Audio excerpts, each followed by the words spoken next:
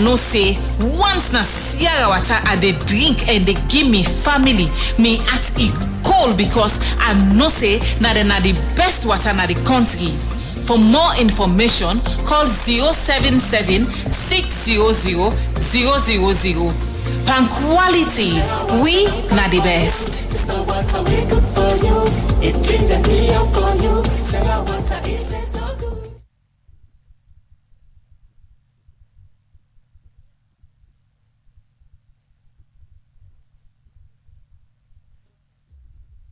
Sierra Leone, the land that we love. We stood tall and fought for the emancipation, the liberation of Africa. One time and taste of Africa. I'm so proud of my rich history.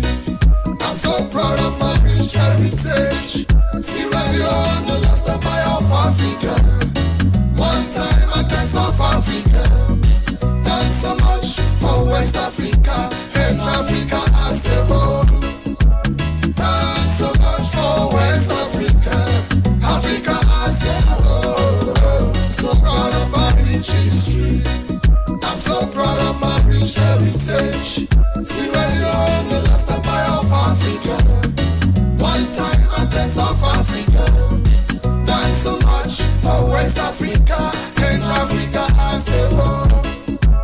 Thanks so much for West Africa, Africa as a whole. Small country with so much history. My people are peaceful and so lovely. Blessed with natural resources, beautiful beaches. My beautiful Sierra Leone was discovered in the year 1462 by the Portuguese. Pedro da Central, Masara Loamin, Iron Mountain. The British come and take over, colonize in 1808. 1827, we got the first West Africa University. From a colors economy all of Africa. 1930, we discover gold, diamond, absoluta, iron ore. April 27, 1961, we get we independent. We fought slavery, single-handedly. I'm so proud of my rich history. I'm so proud of my rich heritage. Sierra Leone, the last empire of Africa. One time and thanks of Africa. Thanks so much for West Africa and Africa as a whole. Thanks so much for West Africa, Africa as a whole. So proud of my rich history. I'm so proud of my rich heritage. Sierra Leone, the last empire of Africa. One time and thanks of Africa. Thanks so much for West Africa and Africa as a whole. Thanks so much for West Africa, Africa as a whole. Sierra Leone stood tall and fought for the emancipation, the liberation of Africa. Sierra Leone did it all for Africa. Our history we don't lay down and bury in books. Shaka Paka Jabi gotta sing it loud. For the whole wide world, the future generation, just to know that it's the America, the Russia, the Greece, the UK, even Egypt in Africa have it. Sierra Leone also have it too. Kudos for the warriors that were appeared by the red. 1, 2, 3, the center of the city. Takugama Chipasi. Stay tuned to the Society for Radio Democracy 98.1 FM. Well, our family made already time. We go down to Studio 2 and bring come the program Good Morning Salon. So stay tuned, no go no say.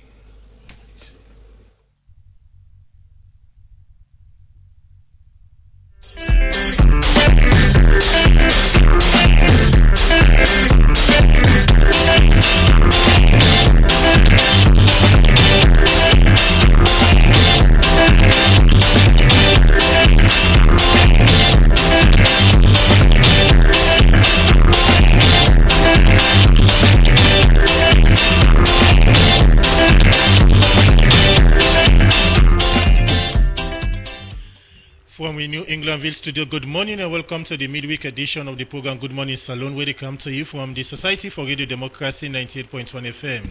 Today, now Wednesday, January 7, 2026, and we will bring the program to you this Wednesday morning. My name is Adeyemi Jackson. And Musa Kamarana Minim. Good morning. Inside the edition of the program Good Morning Salon, the Executive Director for Institute for Governance Reform, IGR, Andrew Lavalisi, IGR Political Marathon Survey shows Mohamed Omoudou Kamara, where people can call Jagaban, are the most popular candidates among flag bearer aspirants in APC and SLPP.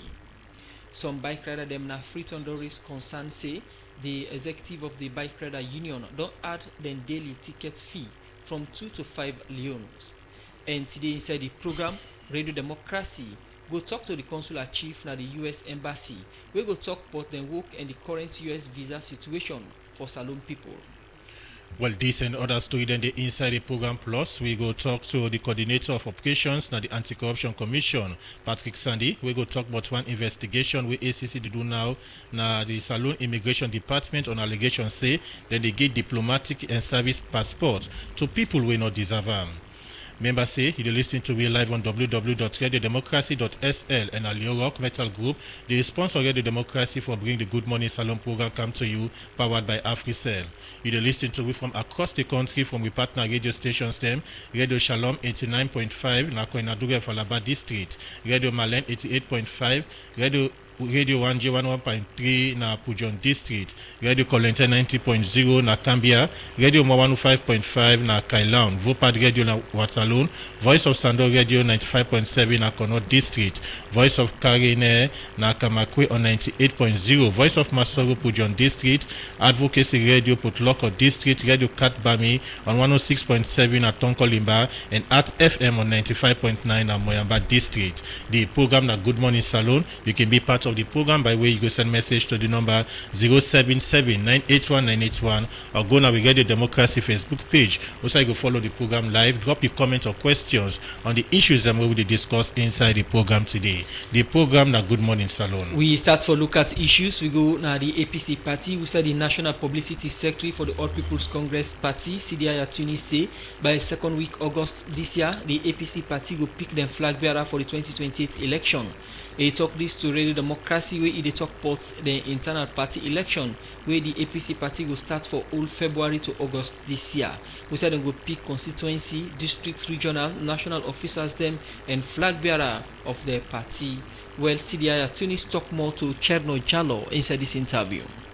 As it is now, we're in the process of preparing for start with internal elections. Let me go to the elections and the different categories and how to conduct the election here for quick. Okay, so with timelines now as follows. So yesterday we supposed for them they publicized the voters register for the respective wards then. Then that work they on now. And so we don't set the ward conventions for start on the 27th of January.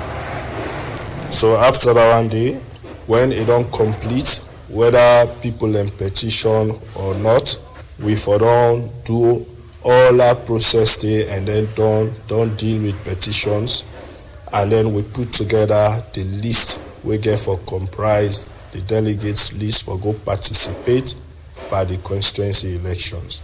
So we hope say by 6 February we will don't publish the delegates list for the constituency elections, and on the 28th February the constituency convention will happen. After that one day also, we hope say whether petitions there or not, we go down deal with all the petitions then day, and by the 10th of March, we go down produce the delegates list for the district conventions. And then on the 1st April, the district conventions will happen, which we will elect the district executives there.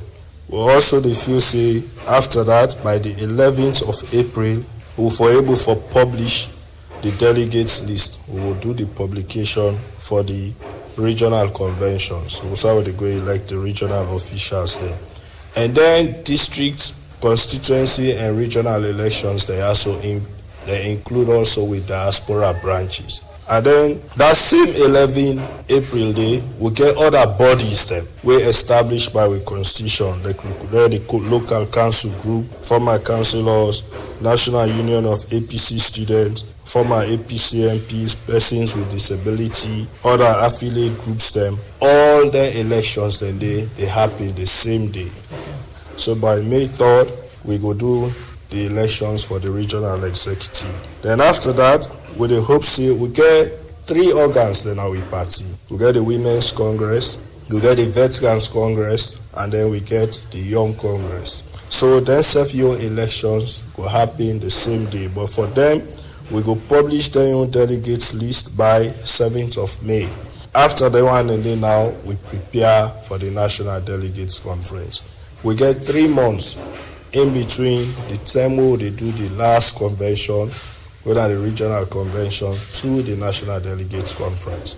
So we don't tentatively, or for now, with all things remaining equal, slate the National Delegates Conference for the 14th, 15th, and 16th of August 2026. We shall go elect with national officers and the presidential candidate for the 2028 Any place in mind? Well, I mean, the law also says we for don't do the announcement 6 months before that term day. So the National Advisory Committee get for meet and then get for decide on the venue.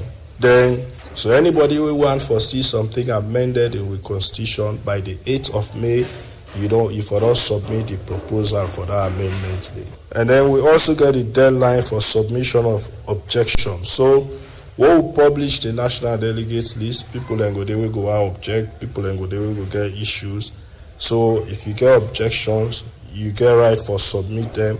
The deadline for submit the objections then they are the 29th of July 2026. So don't put out this notice. People don't begin opting for different positions then.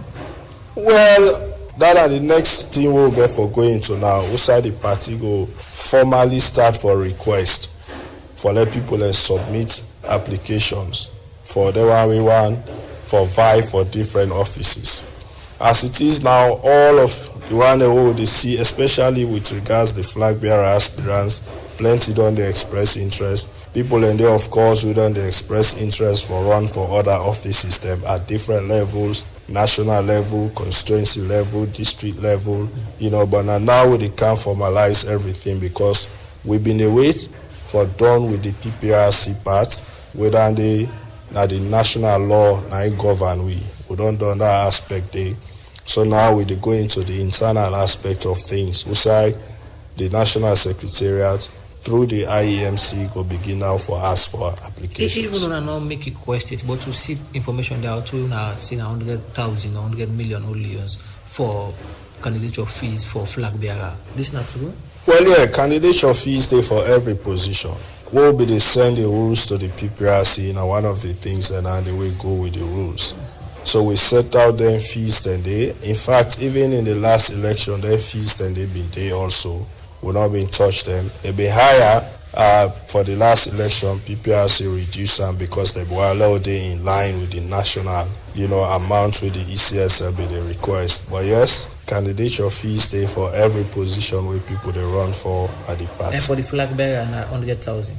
That's what we put, yes. Okay. So the field say like at a point in time we come with PPRC will reverse the decision again. Well, we don't cross that party already. Okay. It be form part of the rules that we go now PPRC, and they already deal with that. We don't come back, so we are fine. And PPRC don't put out the notice yesterday.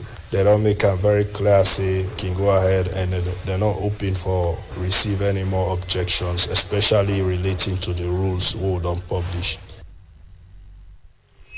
Well, that's now the National Publicity Secretary for the All People's Congress APC Party, CD Tunis.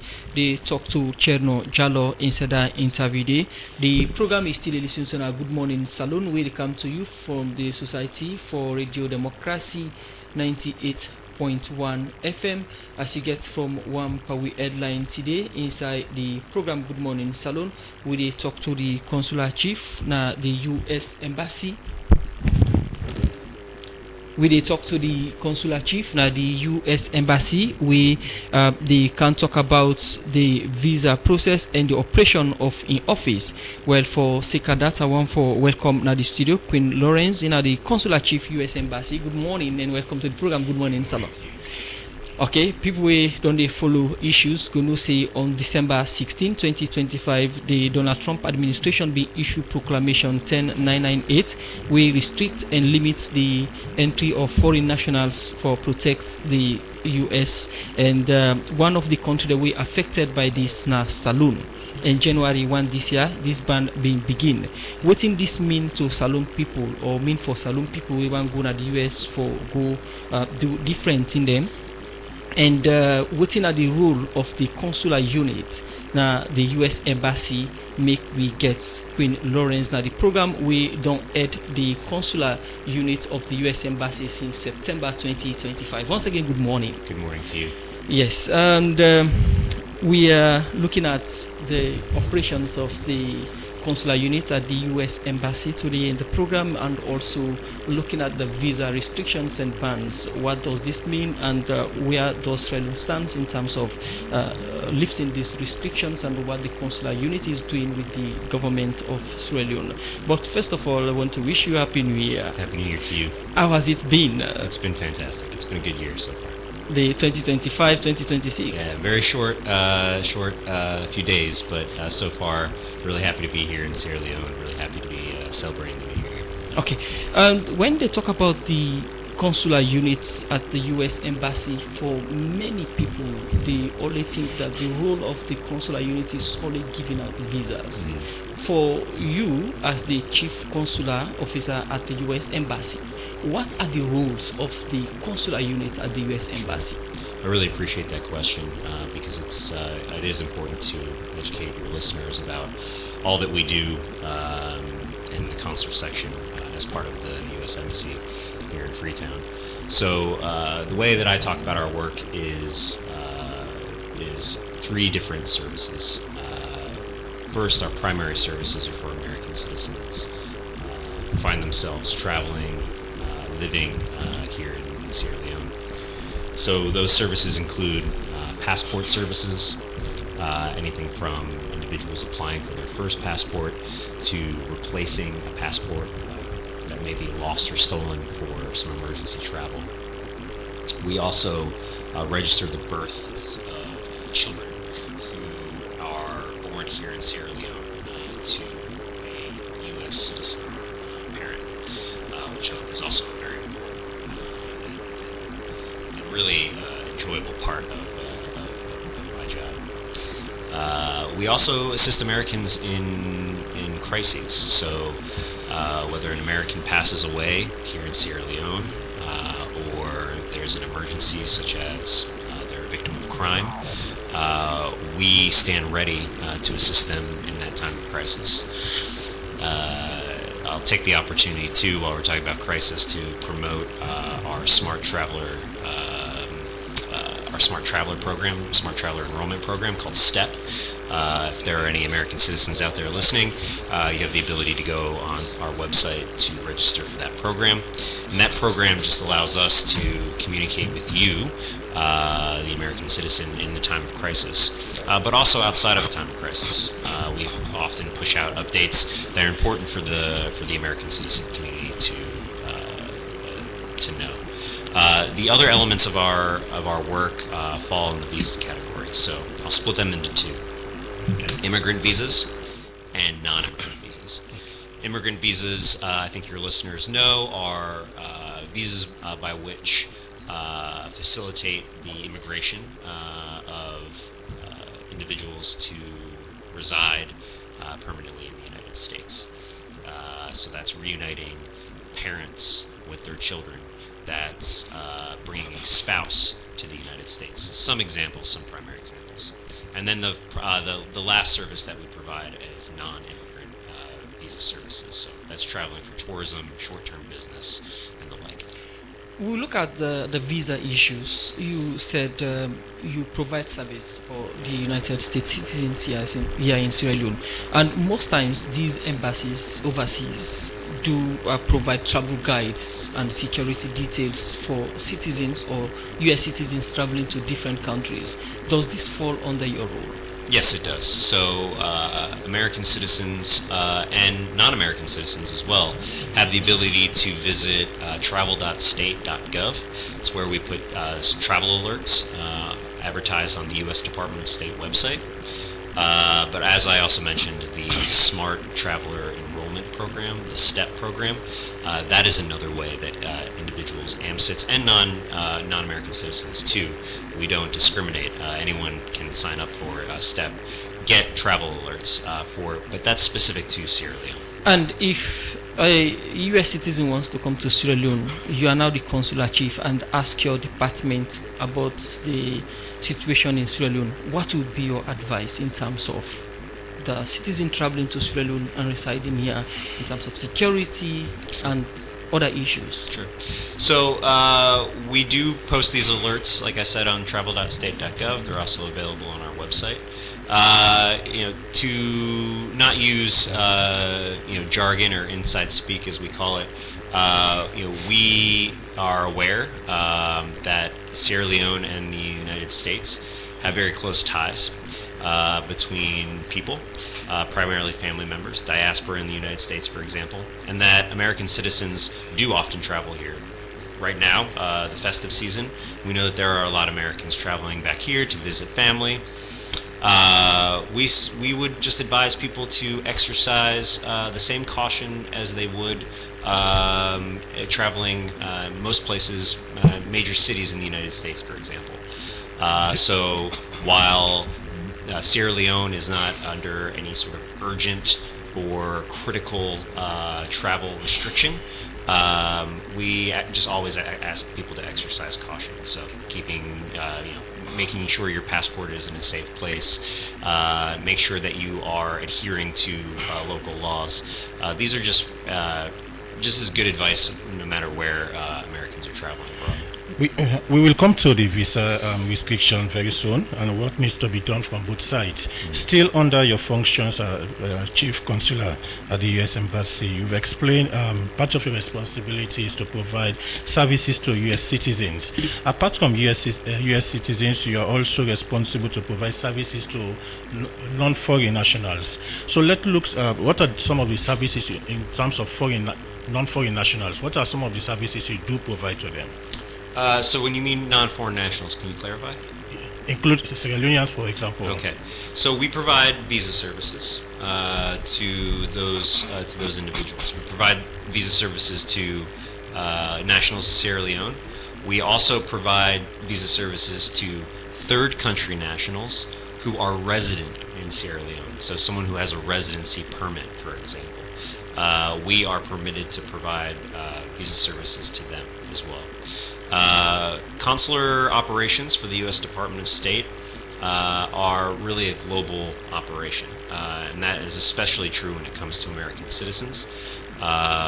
While not all consular sections look the same around the world at all embassies and consulates, the one thing that we do universally, globally around the world, is provide American citizen services.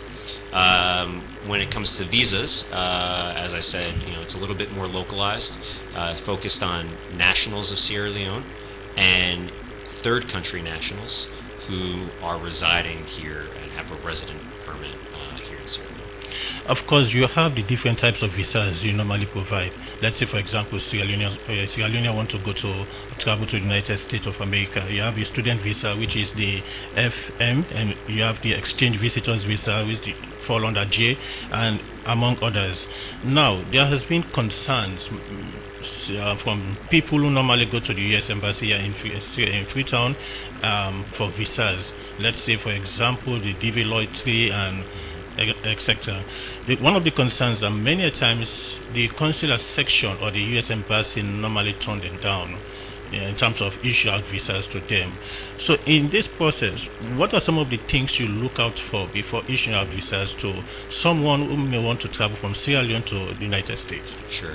So you've mentioned the full suspension of visas. So I think it is important to inform your listeners who may not be aware and reinforce with those who are that Sierra Leone is currently under a full visa suspension as of January 1st. But the U.S. Embassy, the consular section, remain open. And what that means is that we are still offering and scheduling visa appointments. So that's visa appointments for immigrant visas and for non-immigrant visas. Okay.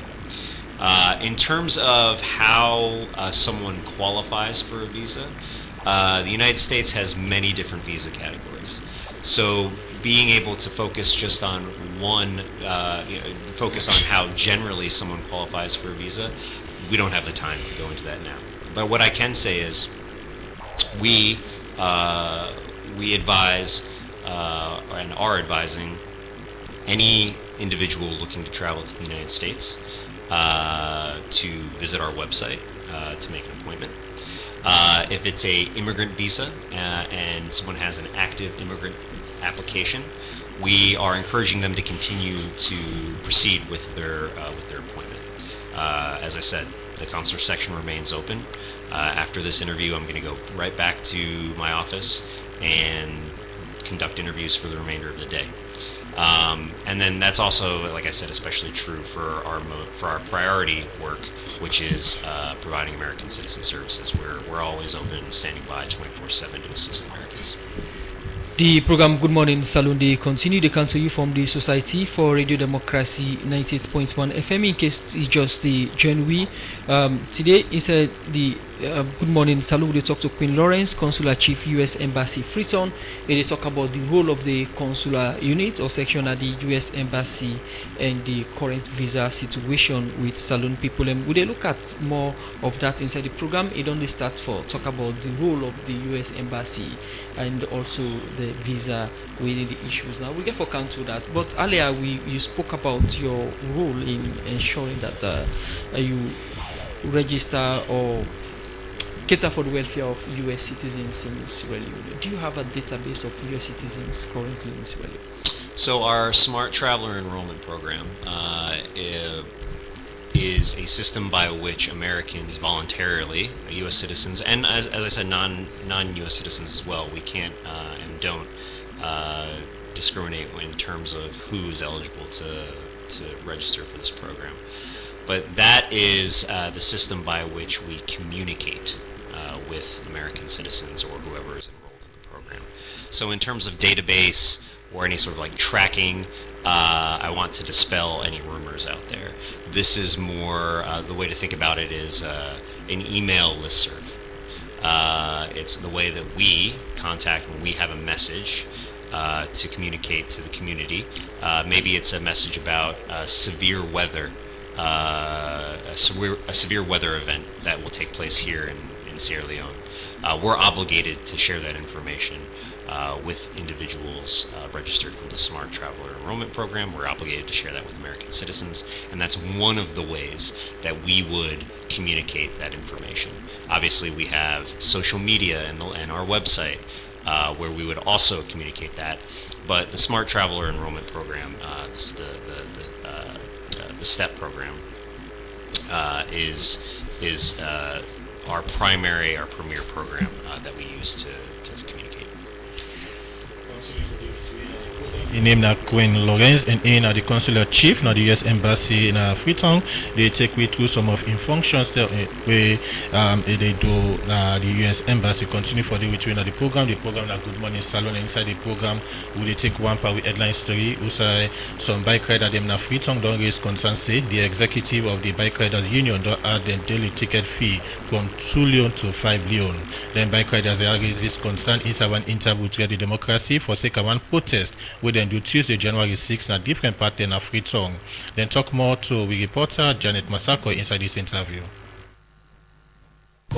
Student can make a like. Over time, you bypass 10 tickets. Which of course is wrong. Like where you not buy tickets from the money. So man they come on and monitor. So man I even tell you come on. So she don't pass 12, then get her and say overtime. Due to the chairman there, they say waiting. They say if you buy something like 10 tickets because if you don't pass time, you not buy tickets on time. Me I know it be fine because the ticket too late will be the buy, but now for too late direct to 5 days. And the money back we don't know what they do with her. We rather get problem, they know they help you. We get police case now. We want get they go put you bike in a station. So me we the money I don't know what they do with her. Well me they are no. That they are because the ticket to prevent too low, so the man you know that's not the way they do for we once of time but can bank me and New England.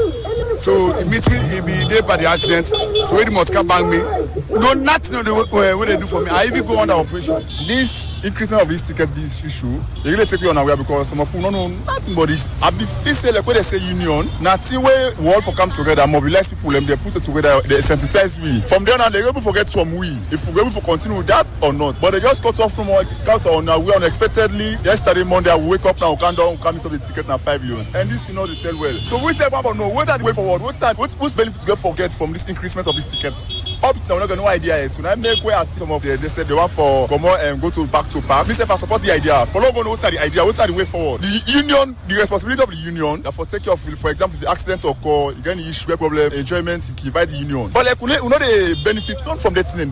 I don't ever feel that I ever benefit from this union. Ever. I even get accident. We are in I'm just close to 3 months to our bank safe. I'm responsible for everything. So the glory of God. So like I say, we need benefit not me, I need benefit not. I go call on the government. May they say we serious into this situation. May they come inside this situation. May they get the normal like can be there. If you like the normal like can be there. They may they try for monitor the people there. The reason why they form this unity, this organ, this union, make they work according to what they demand for. But like the demand for help, but they know they help. Well, me they are no who said that they are because the ticket to prevent too low.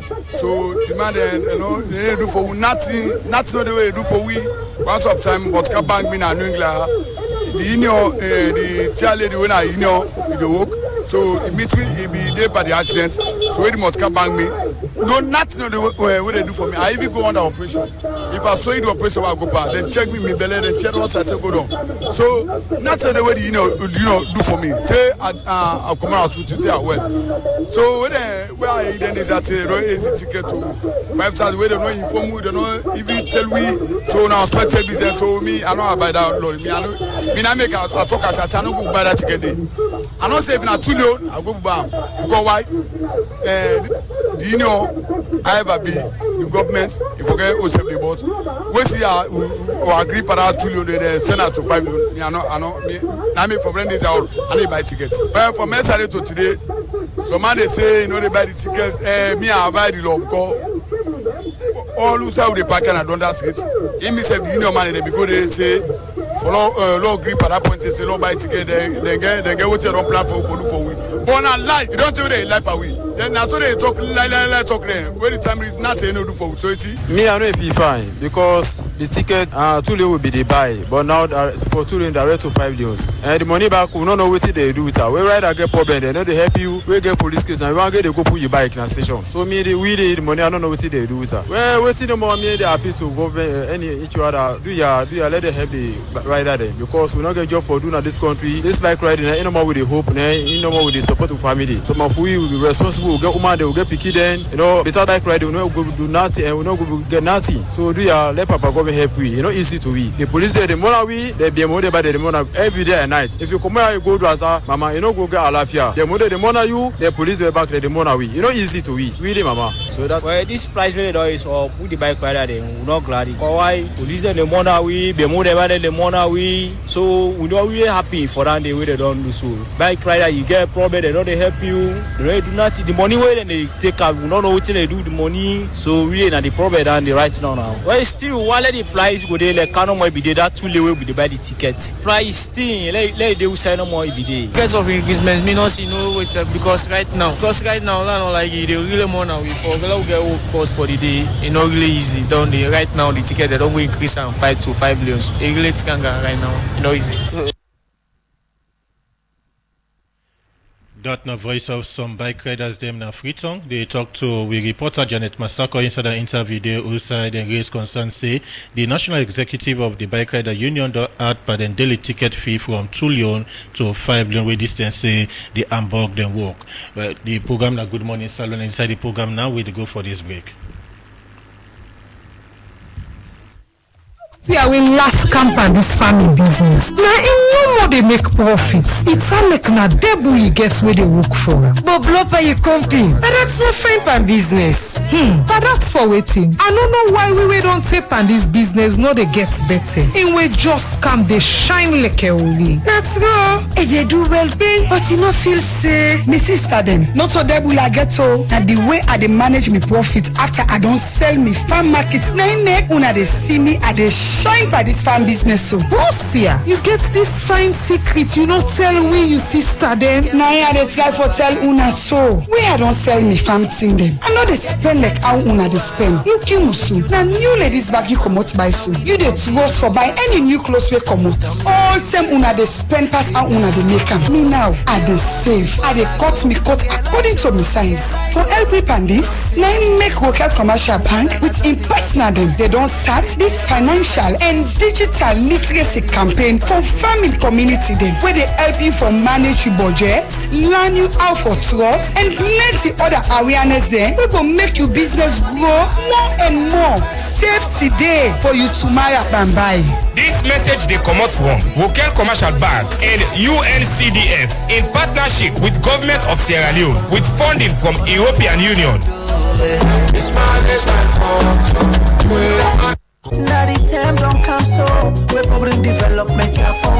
Start SL, they're ready for the 2026 population and housing census. But before they begin, they're going to do cartographic mapping. Now all the districts them, chiefdom and section, town and village them that's alone. From October 2025, so to 2026. What's in a cartographic mapping? Now for map all the hosts them and do one quick host or population count and place them where people can live so they go able to count everybody correct. What you make them they do them now? This is the plan before the big census for make sure say all things set. What you for do? Help the mapper them, show them the host them and answer small question them of almost people in there. Now one host. Who's can question them then go ask? They go ask about the building, household and almost people in there now every host. No need for worry. All data whether they collect will be secret. They not go ask you for your name or show you face any side. You go know the mapper them easy one. Then go well start SL t-shirts, cap, ID card and self go get letter of introduction. This is for benefit we all. Good data go help bring school, road, clinic and other development to we community. So when you see the mapper them, talk to them. Make we all join on for make Mama Salon better. Make sure say them come. We're trendy and youthful. We're UBA. Lucky are small. Now imagine say the day when you born your pikin, you open UBA Kiddies bank account for him and you begin save just 1,000 euros no more or any amount every month done with no pressure, no wahala, just 1,000 no more. Now let me fast forward and say you pikin don reach 13 years and you don ready for take NPSC exam. Don't remember say you be don dey save na UBA for your pikin in future one bye. Then you go check in UBA Kiddies account. Then boom, over 120,000 euros don dey there with no big, no stress, just peace of mind. You don't empower your pikin, you don't secure in future, and you don't also make a dream come true. All this go happen when you choose UBA for open account for your pikin. With just 250 new loans, you go able open UBA Kiddies account today. All what you need for open the Kiddies account na just the pikin in birth certificate, one passport picture, valid ID card, and you, the mama or papa in passport picture or driver's license, and back utility bill from the last 3 months. Maintain minimum balance of 250 millions and enjoy free withdrawal, monthly interest, mobile and online banking with no deposit limit, plus free SMS alert. So what do you wait for? Hurry now and run come open UBA Kiddies account for your pikin and make yourself use them for the save small one. Now UBA Kiddies account get Because small gather today mean bebe gladness tomorrow. UBA, Africa's global bank, one brand partnering for progress.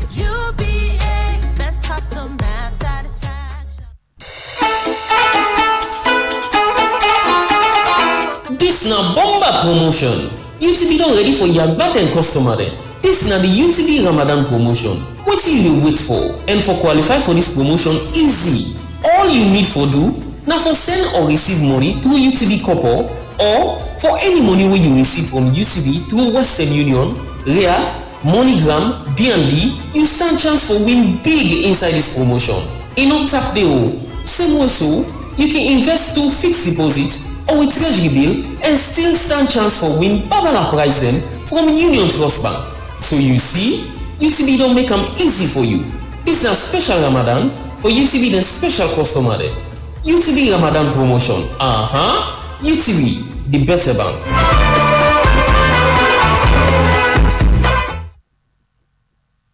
Good morning, Salon. They continue. They come to you from the Society for Radio Democracy 98.1 FM. Inside the program, we still get Queen Lawrence, Consular Chief, U.S. Embassy, Freetown. They are at the studio for talk about the operation and same also talk about the visa ban on Salon within this mean, and they don't talk about the operation that we come to the Lawrence. We saw the 10998 proclamation began on January 1 this year, which is a visa ban to Sierra Leonean and with limited restrictions. What does this mean? Sure. So this means as of 12:01 a.m. on January 1st that nationals of Sierra Leone are under a full visa suspension. So that includes our ability, the U.S. Embassy's ability, to issue individuals visas to travel to the United States. So no Sierra Leonean will apply now for a visa and have it. Is that the case? So there's a distinction here that I think is really important for your listeners. So in the case of immigrant visas, right? Well, one, I want individuals to know, again, reiterate that the U.S. Embassy remains open, the consular section remains open.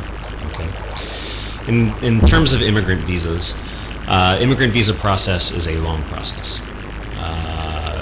As of right now, individuals that are appearing for our window, applicants that are appearing at our window, have been in the process for sometimes many months. Okay.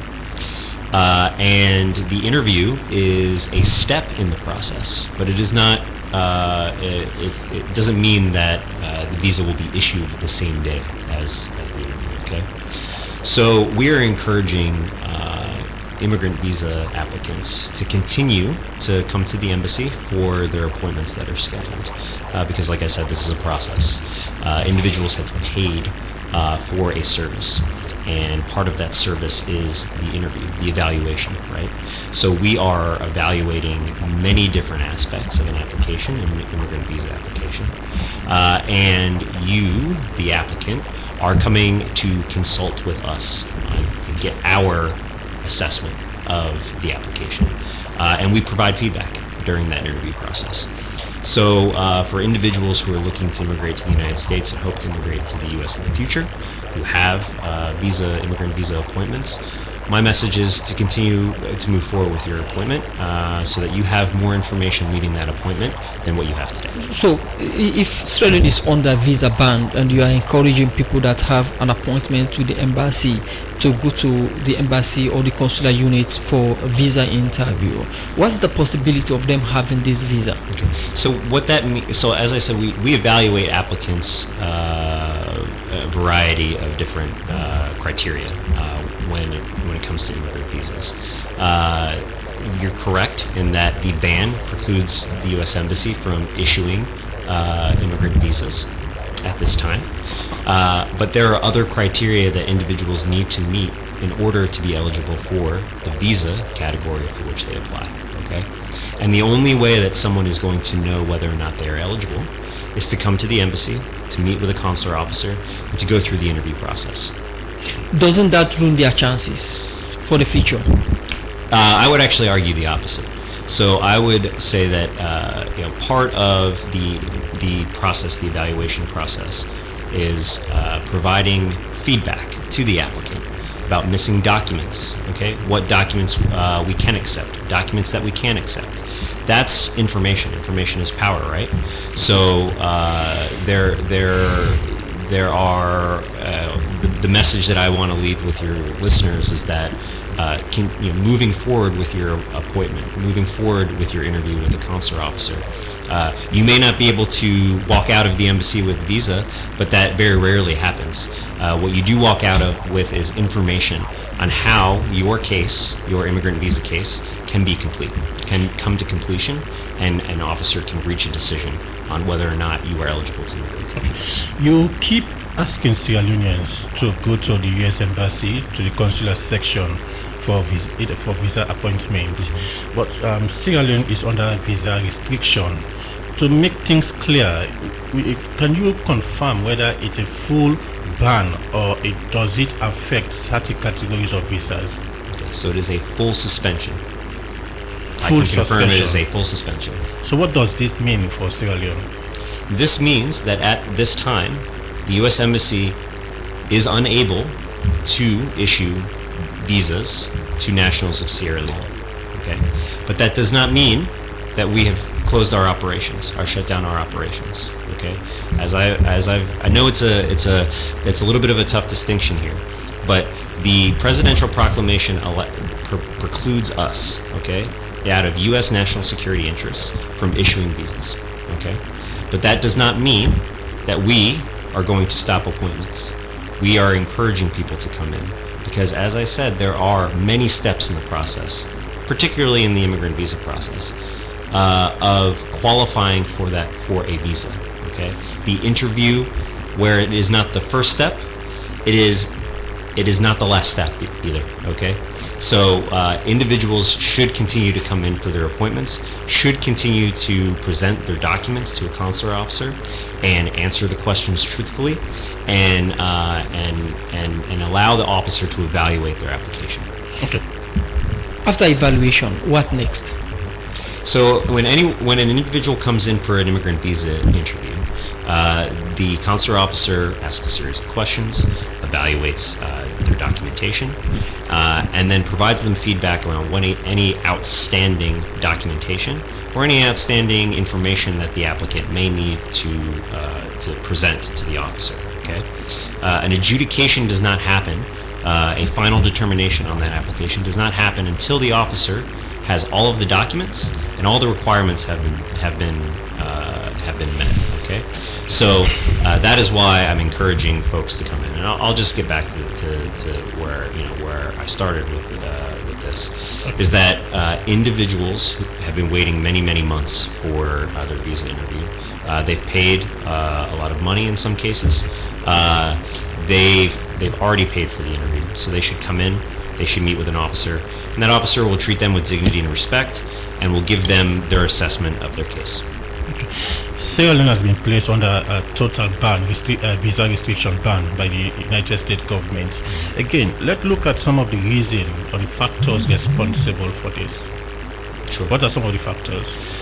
So if you look at the ban, if you look at the presidential proclamation in particular, the focus of it is on U.S. national security and primarily preserving the integrity of U.S. borders. Okay. In the case of Sierra Leone, and it's well documented, it's been documented in the press, that nationals of Sierra Leone have misused their visas at a high rate. Okay, but it's not just overstays. What the term overstay, I think you've heard before, which is individuals who are remaining in the United States past the validity of their visa, past the time that they're permitted into the U.S. It's also in document integrity. And what I mean by document integrity is the authenticity and our ability as the U.S. Embassy to confirm the authenticity of a document issued by the government of Sierra Leone. So that can be birth certificates, marriage certificates, death certificates, and even in some cases passports as well. So our ability to have confidence, the U.S. government's ability to have confidence in that the authenticity of these documents and the information that is presented on these documents matches, let's say, the identity of the person that is standing before me for an interview, we have to have confidence in that. And if we do not, that jeopardizes the integrity of our immigration system, right? And potentially the security of the United States. What's the fate of those that have the visa before but want to go for renewal? Sure. So the department, the U.S. Department of State has said that individuals who were issued visas prior to the 1st of January, prior to the full suspension being in place, and remain outside of the United States, have a valid travel document. Okay, valid travel document gives you, the holder of that document, the ability to attempt to apply for admission to the United States. Now, this is another important distinction. By having a visa, there is no guarantee that you will be permitted to enter the U.S. at the port of entry. Okay, that is determined by the U.S. Department of Homeland Security, specifically Customs and Border Patrol. So when an individual travels to the United States, let's say they enter in Washington, D.C., they will go through customs, they will go through passport control, okay? Passport control is run by Customs and Border Patrol, and Customs and Border Patrol conducts an interview with that individual and determines at that time whether or not they are permitted to the United States. In a situation, do you have a valid visa, but the passport has expired? Someone is asking, what's the status of that individual? Sure. So the individual, from the standpoint of the U.S. Embassy, the U.S. Department of State, has a valid visa. Okay, but that individual would need to acquire a new passport. Okay, but carry that visa with them.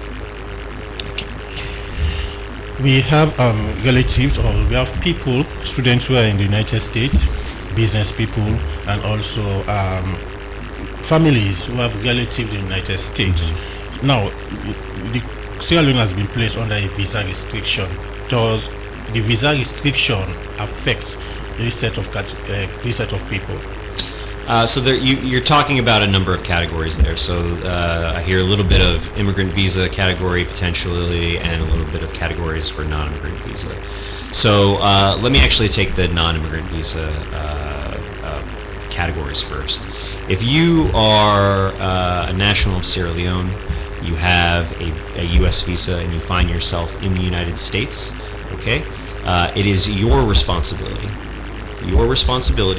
to be aware of what we call your admit until date. Okay, the date that the Customs and Border Patrol has allowed you to be in the United States. Okay. Few questions for you here on our Facebook page, and this from Miri Musuma Guy Kombi is asking, what about those that were given appointment before the pronunciation of the USA ban on Sierra Leone? So I'm going to finish my point because I want to go back to it because it's important. Okay. So if you individuals should look up their I-94, okay, they can look at that online. That will provide them with their admit until date. If individuals are present in the United States past that admit until date, okay, that is an unlawful use of your visa. Those individuals need to depart the United States. If someone is in the United States on an expired visa, okay, they are no longer permitted to be in the United States and must depart, okay. Individuals who misuse their visa, individuals who remain in the United States past their admit until date, are subject to U.S. law, meaning deportations, okay. And we are aware that people are following the deportation issue closely in the United States. If you are unlawfully present in the United States, you subject yourself and your family members to deportation. Okay, so I want to make that very clear. In terms of the question from that you received, so individuals who have had an appointment before the ban, we are encouraged that appointment is not canceled. And we encourage them to continue to move forward and present themselves at the embassy on the date of that appointment. From our Facebook page, Ibrahim is asking a question. He said, if someone traveled to Sierra Leone from the US to spend the holidays with their family and lost his green card, is it replaceable here in Sierra Leone? Yes, so that individual should contact the consular section, okay? They contact the consular section at consular.freetown@state.gov, and one of my colleagues will assist in providing them instructions on how they can replace their green card and return to the United States. Okay, this one says, Ibrahim Sise on our Facebook page, said the insights shared by the U.S. Consular Chief on Good Morning Saloon is welcoming. However, there should open deep questions around the true state of Sierra Leone-U.S. bilateral relations. What exactly needs to be improved in our partnership? Where have we fallen short diplomatically? The rise in sanctions and diplomatic unease cannot be ignored. Let this be a moment of honest reflections, because true diplomacy is not in speeches but in silence of what's get done. So, very important question. What I will say is, the U.S. Embassy assesses that the bilateral relationship between the United States and Sierra Leone is strong. We are working together on many issues, global health issues of mutual interest, regional security issues, trade and business. These issues are alive and well between the United States and the government of Sierra Leone and the people of Sierra Leone. So we're a lot more than just visas, right? We do continue to work on these areas of mutual interest. And what I will say is that on the visa issue, we recognize that it is an important issue bilaterally between the United States and Sierra Leone, and it is an area that we, the embassy leadership, are working with the government on and engaging with the government on every day to find ways to improve document integrity, as an example, and to ensure the proper use of U.S. visas. Okay. This one from Von Lauren said, kindly the Good Morning Radio Democracy, kindly ask the guests from the U.S. Embassy, share what is the process for those who applied last year, pay their visa fees, giving a date for interview prior to the ban. I had applied for my son in January 2025, giving a date for July 2025. Then it was suspended. Are we going to have a refund or should we wait? Okay. So visa fees will not be refunded, and that is why we are encouraging applicants to continue with their appointments. Okay, in case you just join, we will talk to the consular chief now, the U.S. Embassy Freetown, and we will give updates on the operations and within the latest on the visa ban na saloon and within this mean for saloon people. Continue for send you message them on 077981981. Also now with Facebook page, we look at some of the concerns them we raise, and Lawrence then at the program go answer your concern we get with regards visa or the consular section at the US Embassy Freetown. The program na Good Morning Saloon, they come to you from the Society for Radio Democracy 98.1 FM. And as we mentioned, inside one power headline stories, today they talk to Patrick Sandy, the Director of Operations or Coordinator of Operations na the Anti-Corruption Commission, for give updates on the operation we ACC do na the Saloon Immigration Department on the issuance of diplomatic and service passport to people where the ACC thinks say not deserve for get them passport here. We get them on the line now. Good morning, Patrick Sandy. Welcome to the program Good Morning Saloon. Very good morning to you and the listeners of Radio Democracy. Yes, and on Monday, January 5, I beg your pardon, news come out say the Anti-Corruption Commission been raid the passport production unit na the Saloon Immigration Department for sake allegation we say then they issue visa and then they issue passports when a diplomatic and service passport to people will not deserve them. You can confirm this operation or not? Confirmed, sir. I will confirm that the information is correct. Okay. The Anti-Corruption Commission made that raid. Okay. What will lead to the raid? What are the lead we will get for conduct the raid? As a result of intelligence, and say we work hinges a lot on that intelligence report or whatever. So when we get that one, in that one for really ensure that we deliver on the mandate, we therefore go in and then look at the allegation. And of course, we always make a point that allegation are for proof or disprove. So the bottom line of the investigation is now to establish if at all within the intelligence don't say is true or not, that people in the way they don't issue diplomatic and service passports will not meet the criteria as established by law. Okay. Now, inside this radio we do on Monday, the passport production units, the Salone immigration, we arrest any person or we get any documents them where the ACC interested in. Well, not to my knowledge for arrest anybody, but regarding documents, I'm very sure, because we are going to go through all the forms and documentations related to what we look at. Okay. Now, you say when they look at all the forms and documents them, what's in our scope? I mean, the terms of limitation, what when they look at, is it 2025, 2026, or when they look back to 2024? What in what they look at, whose document they wanna get? No, basically that based on the intelligence we will get. Now that scope, which I will not at this moment disclose, but then it has to really do with the issuance in the most recent of times. Okay. In the most the allegation don't point, yes. Okay. Now you say we not arrest anybody, but in this investigation, would are the people of interest where the ACC they work with as soon as they analyze the documents them?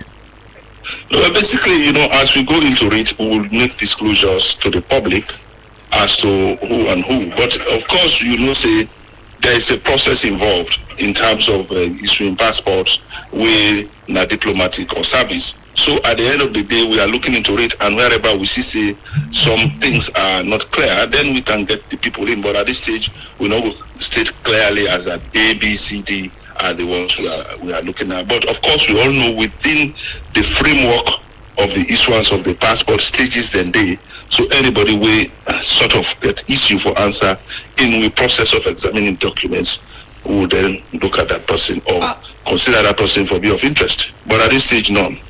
Now, in the issuance of diplomatic or service passports, the service passport get for big cabinet conclusion on WUDA and WUDA for get service passport, and the diplomatic passport get for common an authority or get for common from from State House itself.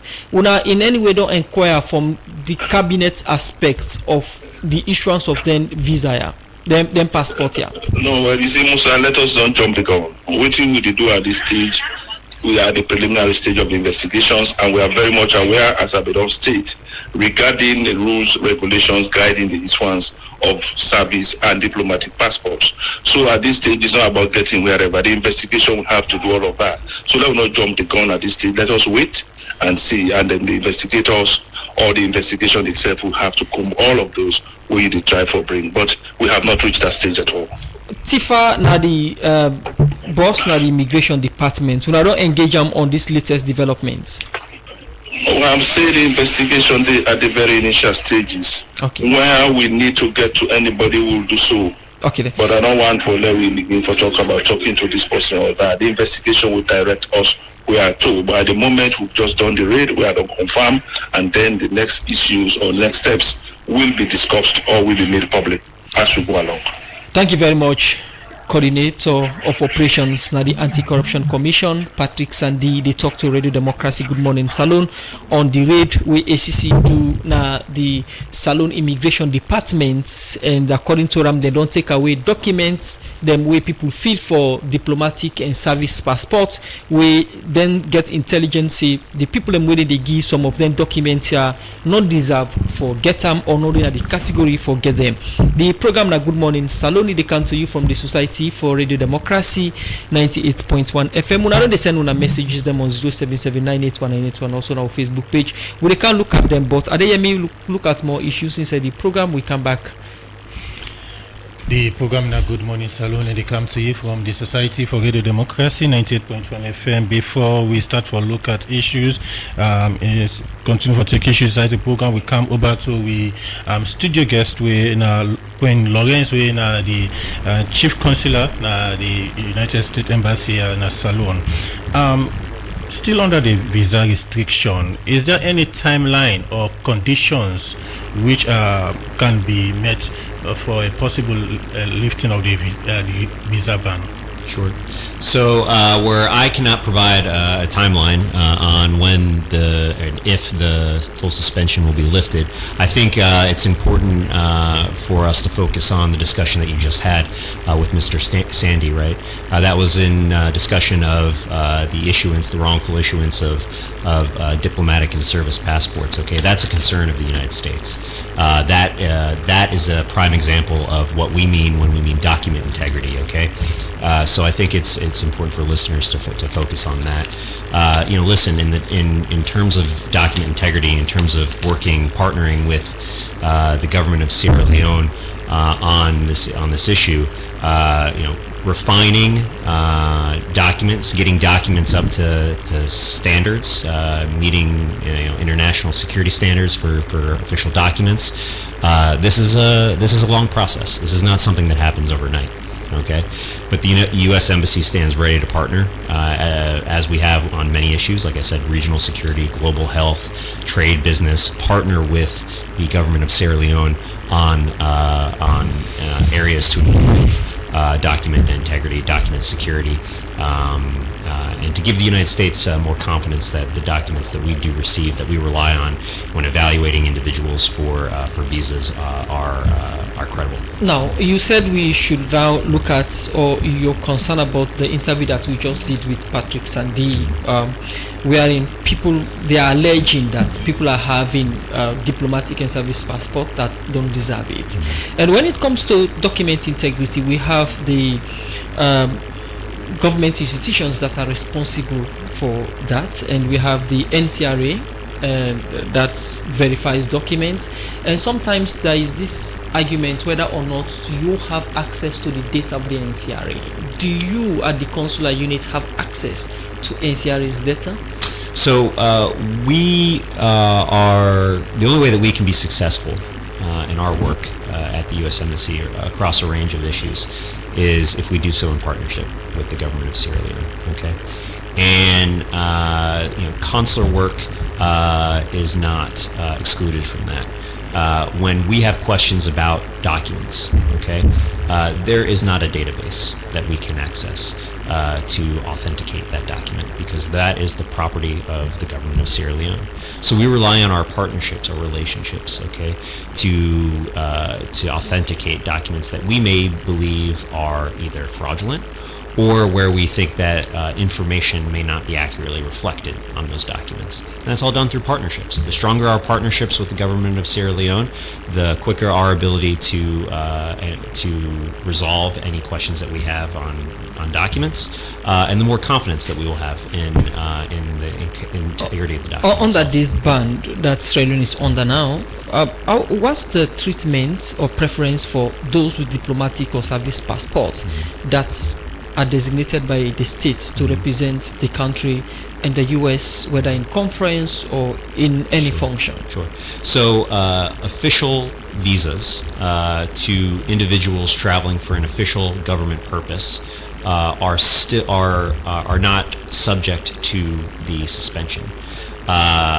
We would argue at the U.S. Embassy that this is in the best interest of Sierra Leone, because government officials having the ability to travel to the United States, engage bilaterally with government officials in the U.S., advances both the interests of Sierra Leone but also the interests of the United States.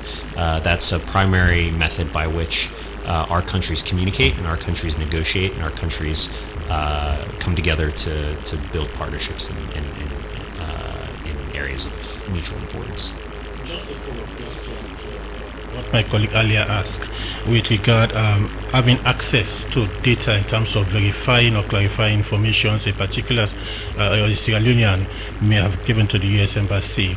You mentioned earlier that you don't have access to any data so far. We have the NCRA, which is responsible to take information of citizens in Sierra Leone. Mm-hmm. Do you normally contact them? Let's say, for example, if you want to verify a certain information given by a Sierra Leonean to the US Embassy. Do you normally contact them in terms of verifying that information?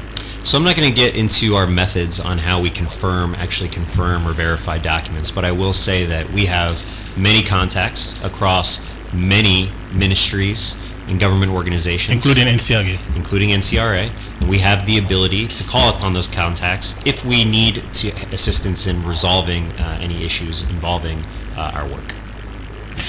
Continue for the between the program. In name na Queen Lawrence and in the consular chief na the US Embassy na Salon. Continue for the between the program na Good Morning Salon. Inside the program we they take one part with headlines story. Inside the executive director for Institute for Governance Reform IGR Andrew Lavali say IGR political marathon survey show say Mohamed Omodu Kamara, where people can call Jagaban, na the most popular candidate among flag bearer aspirant them na APC and SLPP.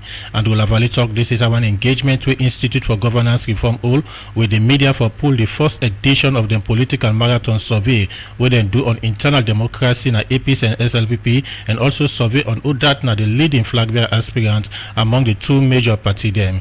Talk more to me inside this interview.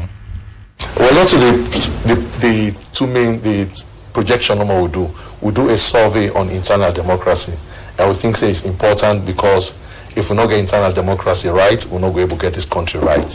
So now that the survey, the flag bearer na just one component. When 3.6, you get 1 point this, 2 point this. So it's a major survey we don't do, and these are the first. I think it's a big survey where any external agency they do on internal democracy on the political parties. So we actually encourage people them go on the IGR website and actually access the results. Okay, before we talk about the flag bearers then, when I do a survey on internal democracy within political parties then, what did the survey say in terms of internal democracy within political parties? A lot of people, because when we say internal democracy, you get beaucoup dimensions, whether you meet with the people whether people actually get a voice in waiting they happen, a low. Now only 18% of people in talk say, then they consult, then we campaign, party nomination. So we ask them, we campaign elections, primaries, when I take part, now only 20 or so percent. So it's actually low, the number of people there. The political parties then criticize we for say, we not talk to card carry members, we talk to the general people them. But whilst that they valid, but that argument is neither here nor there. So the people want to talk to, is it supporters or people with that self-identified, they call them that self-identified party members. So how you go forget them? And these are now that then tell you. So the meaning of party membership in Salon is different from with one country. With one country, say they get card, you register, you register Labour, you register Democrat, or you register Republican. Yeah, not so that. Now people where they make blabber for party in our communities, then they demonstrate for them. We camp at demonstration, and then they on the front line. Somebody talk to me, I born APC or I born SLPP, or they die APC or SLPP. They don't need card. They need to get card. So that meaning day of membership of a political party has to be understood in the context of Sierra Leone. Now it's on that basis that we try to see how then they connect with them people there. So when political party and talk about internal democracy and card, there is a place for that. Yesterday I just heard everywhere APC talk say we don't count 125,000 cards. It's good. I think this is not the largest cards this way like a political party don't ever bring can. But when you divide that by the number of people and where they actually vote for APC, it's about 11%. So it means the bulk of the membership then not really get card. So don't focus on the one way draw the attention of members then of the general public. We can for do with the results of the flag bearers then. We see publish results or figures of flag bearers then. Take me to this survey.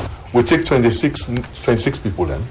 The political parties then, we need for reiterate this. The political parties then say they don't recognize anybody as a candidate.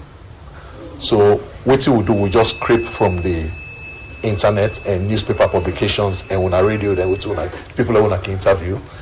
So then confession the way they make. So we identify 26 of them. 10 are SLPP, 16 are APC. And we ask people in questions, 1,200 people that we ask them question, whether you like this person, whether you go vote for him. So that's how it is structured. And the results come out for BC, out of that 26, the first 4 na SLPP, na Kandeyom Kalana in can number 1, number 2 na David Senge, Mwenina Senge doctor. Number 3, now the first lady, and number 4, now the vice president. Now the first 4, then the first 4, now APC, now Jagaban, now number 1. Number 2, now Dr. Samora Kamara.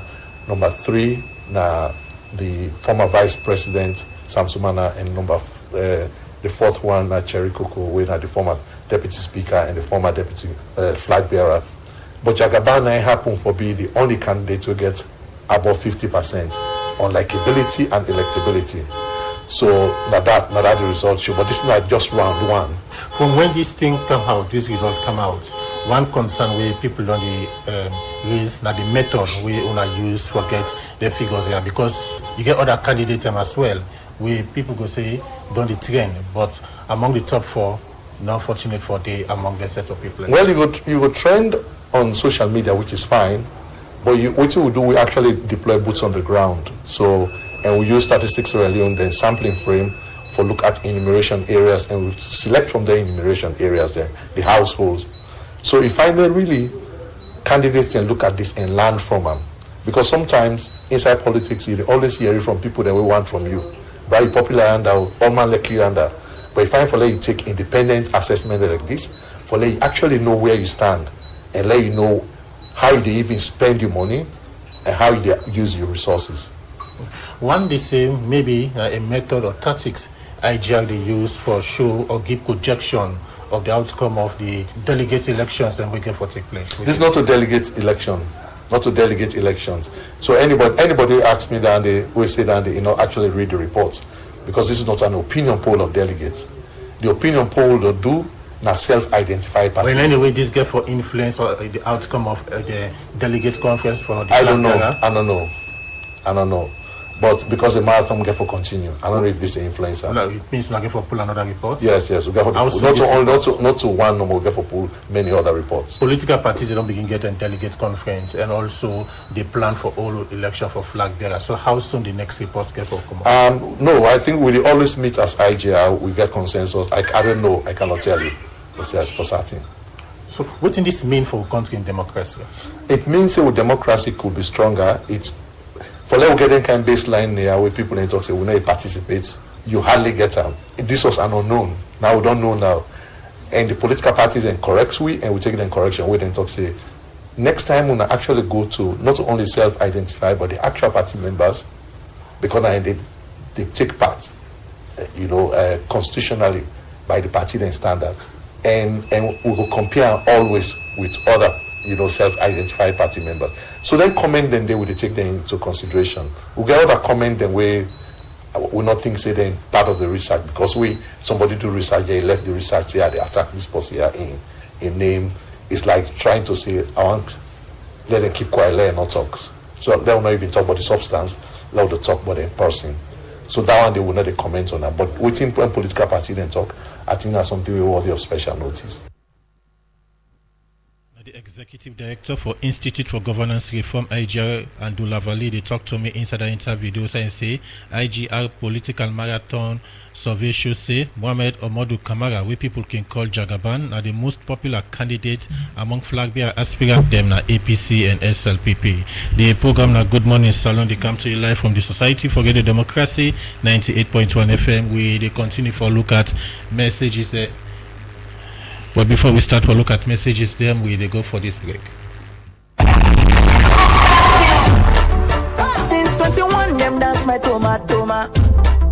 Oni, Bia, I want to spend with white paper. Dalimbo this net, what you want to do with white paper and pen? I want to write me application letter na Bread Avenue Academy for go begin learn different course them like baking, pastry and entrepreneurship. Wow, me darling, I proud for say you go don able for bake the kind international standard baking where Bread Avenue they do. But I want to put that Malay sister inside this program. Let's have do am. No, this na for people wey don all 18 and above. And if you don't get you worst results and pass English and maths, but as Bread Avenue Academy na Komra, then go consider small number of people wey no get maths and English. And na free training. This news dey sweet me. So who say we go left this application and how long we for take? Because this news na for people for let them know boku. We go send the application letter through email when a small letter hr@cusagogroup.com, and this application go start from December 29 so till January 12, 2026. Bread Avenue,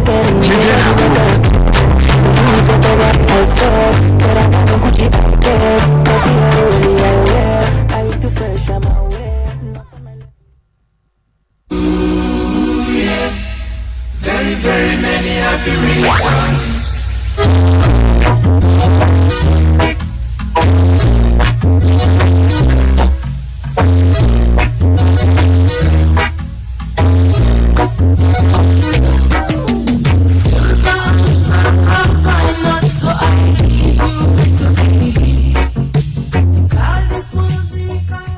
Yes, indeed. If you read our 16 day on Radio Democracy, no say na somebody na the host they celebrate in birthday, and this na one of the female DJs them, or can I say the only female DJ na Radio Democracy 98.1. We na Lucy Modupe, we can call DJ Lulu.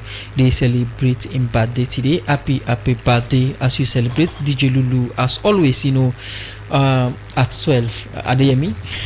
Indeed, DJ Lulu na the only lady with the female voice. We always there na the mic for say give out good music and also make announcement on behalf of the management and staff of Radio Democracy. We want for wish DJ Lulu, we na the only female DJ na Radio Democracy, happy birthday, and we pray that this day go bring many achievements and go make. We pray that you enjoy this day. Of course, at 12, fans of DJ Lulu can come and get the Democracy as they get a special launch for fans and supporters them out there. Yes, indeed. From the request, we look at messages the Muna don't send at the program for Queen and the U.S. Consular Chief. Then at the program for talk about the visa ban and other issues. Them. This one from Abubakar Ban, our Facebook page. They say, "Good morning, Queen. There is a case where a woman was issued a visa to the US, and upon arrival in the US, she was turned back with the next flight to Sierra Leone.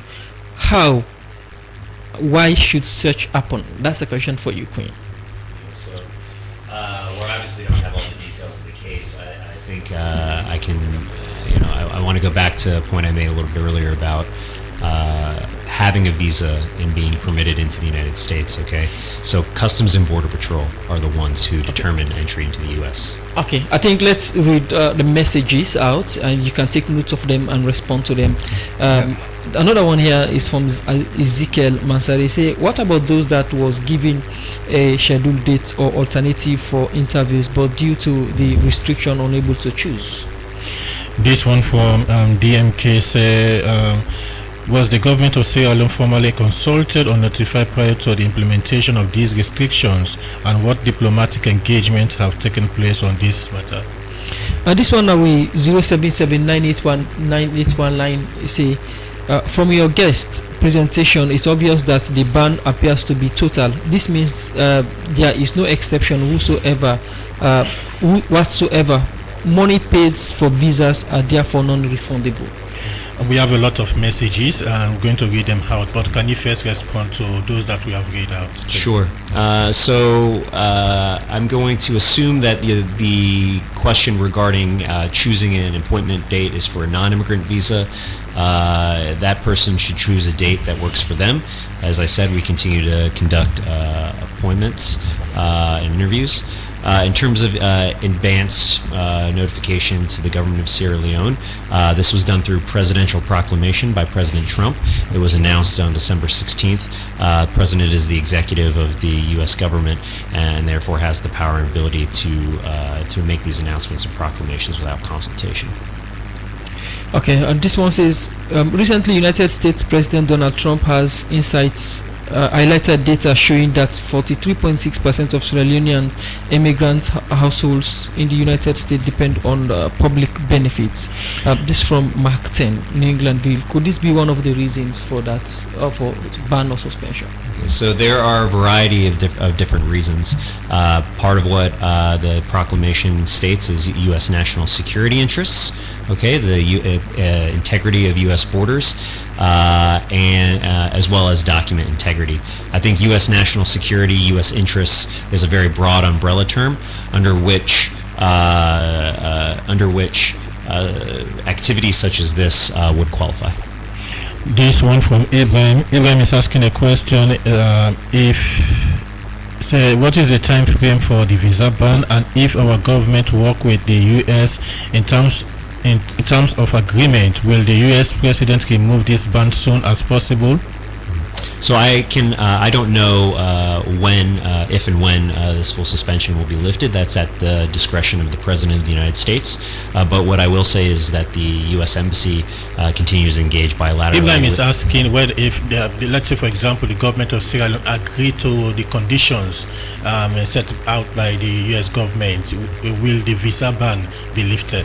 Like I said, that's not for me to determine. That's for the President of the United States to determine. Okay. This one says, kindly, Radio D, please kindly ask the U.S. consular whether this public relations venture is to ensure the consular section continues to be a revenue stream for the embassy. Why should Sierra Leonean continue to apply for non-immigrant visas when the outcome is uncertain? Please let him tell us the total cost from submitting an application to receiving a visa or be rejected. Thanks. So consular work is fee for service. So what that means is that individuals pay a fee, and that service is an interview. Okay, that service is our assessment of that case. And while we do not issue refunds, if someone fails to show up for their appointment, they are forfeiting that service. That is why we stand ready to continue to interview and continue to provide our expertise, our insights, and our assessment of visa cases that come across our desk. Someone is asking if government officials are also part of the ban.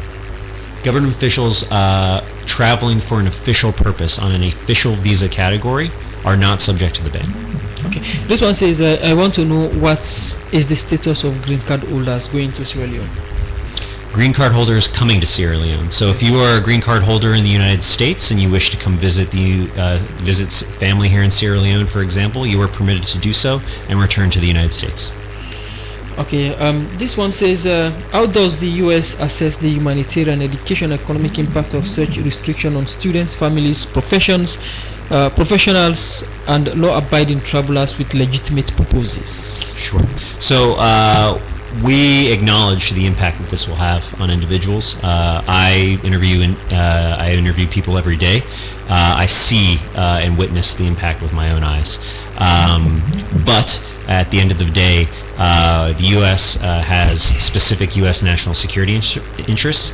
It is in the interest of the United States to ensure U.S. border security and to ensure the integrity of our U.S. immigration process, and we will put that first. This one from Tunde Scott is saying the U.S. Embassy should publish the names of those who are given government visas to travel and refuse to return. And this one from Paconte, he says, what are green card holders allowed to travel out of the U.S.? Okay. So for the first question, I will say that the U.S. Embassy and the U.S. government take the protection of personal identifiable information very seriously. That is why we would not release information such as that, because people's information is important and we are obligated to protect it. Okay, and we have more messages, but we hold it there. If we have time, we can look at some of them again. But on this issue of the visa ban, what is the relationship now, the consular unit and the EU and the government of Australia, especially the Minister of Foreign Affairs, to ensure this ban is lifted? As I said before, the bilateral relationship between the U.S. government and Sierra Leone remains strong. and we continue to work every day on critical areas of critical importance to both the United States and Sierra Leone, including global health, regional security, trade and business. So we are more, the U.S. Embassy, the bilateral relationship is more than just visas. Okay, it's a lot more. No. In the area of the visa, are you engaging with them? We engage with the government of Sierra Leone on a variety of issues every day. Okay, there is a text. There is a message from our Facebook page from Tunde Scott. He's asking, after the 2023 elections, the former U.S. ambassador to Sierra Leone announced a visa ban on those who were directly involved in the rigging of the 2023 elections. Is the ban still in place? That's a question for our political section. Okay. This one says, please ask this very important question to the U.S. consular in the studio. Suppose these immigrant visas applicants happen to meet the visa eligibility, are they going to be issued the visa or not? If not, why? So there are a number of criteria that we assess. So it's hard for me to say. In a situation they meet all these criteria, are they be going to? Will you issue them the visa? I will reiterate that nationals of Sierra Leone are subject to full suspension of visas. So whether you reach the criteria or not, you will not be issued a visa. You will not be issued a visa at this time. At this time, but if your case is processed and you reach the visas, if the restriction is lifted, will you go again for the interview, or they will just stamp your passport that the visa and give to you? So I don't have a crystal ball, right? I can't look into the future, but I will say this: we continue to offer interviews. We continue to assess individuals and their applications, and we are committed to providing feedback to applicants and getting them as close to being documentarily complete as possible. So after this interview, do you give them their passport or you hold them? No, we do not retain passports. We would give that passport back. So there would not be any hope of them having the visa? No, that does not mean that. It means that we do not retain the passport. Should we require that passport back for visa issuance, we would request that passport. There is a message from DMK. Says, what specific legal, policy or security considerations inform this decision, and under which U.S. immigration or foreign policy framework was it taken? Okay, so the U.S. has the obligation to protect its borders, okay, to ensure that its laws are being followed, and if they aren't, to enforce those laws, okay. That is the prerogative of the President of the United States to determine what institutes a national security threat, and the President has done so through this presidential proclamation. So in terms of what criteria or what the assessment is made, the U.S. government, the President of the United States, has assessed that due to visa misuse and specifically the integrity, document integrity of documents issued by the government of Sierra Leone, this constitutes a threat to the U.S. national security and jeopardizes our U.S. immigration process and the integrity of our borders. We did an interview with the coordinator at the ACC on the issue of issuance of, on allegation on the issuance of diplomatic and service passports to those that doesn't deserve it. Is this a concern to the U.S. Embassy or the consular units?